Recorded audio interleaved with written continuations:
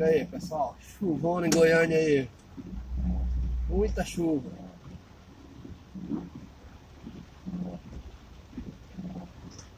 E isso é desde ontem. Tentando ver se eu filmo aqui, mas buraqueiro aqui na rua aqui não vai deixar não. Então lá tá um suporte muito ruim que eu acho que eu comprei.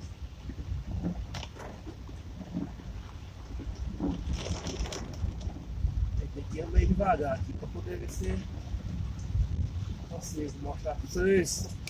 Mais chuva no Goiás.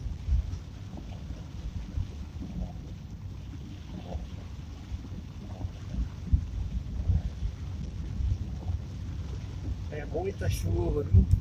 Agora são 7 horas e 30 minutos. Vou deixar a Sandra e o Gabriel no emprego. Vai falando pra casa.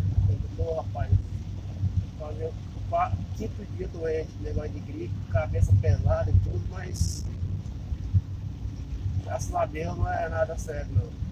Eu já senti isso várias vezes, mano. Se fosse. Se eu nunca tivesse dado isso, eu ia dizer, rapaz, vamos lá no médico agora, porque pode ser um tal do cavear com o tal do coronavírus. Deus no comando, graças a Deus. Nunca uma doença dessa aí me pegar com fé em Deus. Sempre vou estar na mão dele, ele nunca vai deixar que nada aconteça comigo nem com minha família. Não sob a proteção dele. Eu e minha família. Todos os meus familiares, com fé em Deus, né? Mas é água demais, viu? Muita água.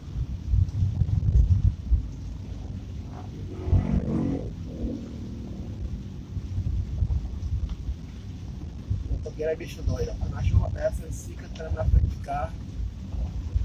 Aí quando acontece acidente, ainda bota a culpa no coitado do motorista. Por isso que os caras não respeitam muito motoqueiro, por causa disso. Os caras não respeitam o trânsito. Se o cara tá na moto, ele tem que ver que ele não tem segurança nenhuma. O airbag dele é um peito.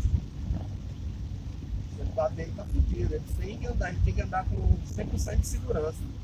E não, né, na doido, meu anda ali. Fazer o quê, né? Aí a gente tem que andar desviando e com cuidado, olhar no retrovisor e tudo pra não bater nesses caras. É muito difícil. Mas é água demais, viu? Muita água. Vendo aí? Quase que o cara entrava na minha frente ali.